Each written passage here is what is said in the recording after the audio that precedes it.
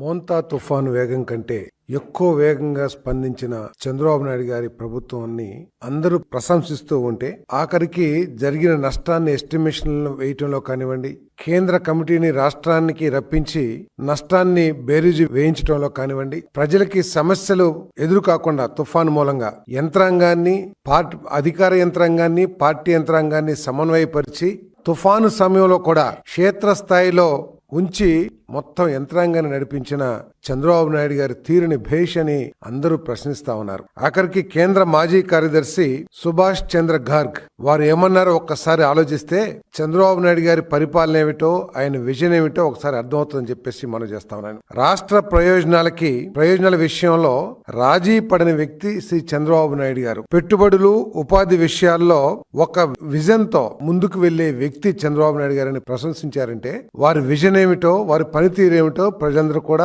ఆలోచించాలని చెప్పేసి మనం చేస్తా ఉన్నాను.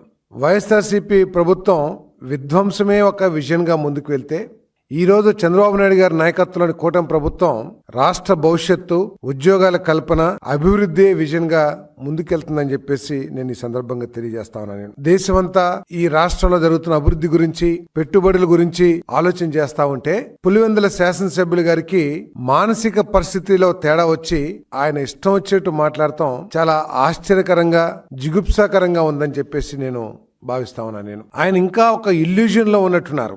ఏదో చేసేసాను, అసలు నా ప్రభుత్వమే చేసేసింది, ఆ 5 సంవత్సరాలనే అభివృద్ధి జరిగింది, మొత్తం క్రెడిట్ అంతా నాదే, ఆ క్రెడిట్ ని చంద్రబాబు నాయుడు గారు దోచేస్తున్నారు అని చెప్పటం అసలు అది నవ్వాలా లేకపోతే ఆయన అమాయకత్వానికి బాధపడాలా అర్థం కాని పరిస్థితి ఉందని చెప్పేసి నేను భావిస్తున్నాను. సరే, ఆయన క్రెడిట్ గురించి మాట్లాడే ముందు అసలు జగన్మోహన్ రెడ్డి గారు మీరు ఇంత గొప్పగా పరిపాలన చేస్తే 151 సీట్ల నుంచి 11 సీట్లకి ఈ రాష్ట్ర ప్రజలను మిమ్మల్ని ఎందుకు పంపించారని చెప్పేసి ఏ రోజన్నా సరే మీరు రివ్యూ చేసుకున్నారా అని చెప్పేసి నేను అడుగుతా ఉన్నాను. మీరు చేయలేదు కాబట్టే, మీరు మోసాలు చేశారు కాబట్టే, మీరు విధ్వంసం చేశారు కాబట్టే ప్రజలందరూ కూడా మీకు మరి తగిన శిక్ష వేశారనే విషయాన్ని మీరు గుర్తించాలని చెప్పేసి మనం చేస్తాను. అన్నీ కూడా నేనే చేశాను చెప్తున్న జగన్మోహన్ రెడ్డి గారు సమాధానం చెప్పాలి. నాడు నేడులో నేను అంతా స్కూల్స్ అంతా కూడా కార్పొరేట్ స్కూల్స్ కి ధీటుగా ఏర్పాటు చేశాను, అభివృద్ధి చేశానని చెప్తున్న జగన్మోహన్ రెడ్డి గారు మీరు 38,000 స్కూల్స్ ని దాదాపు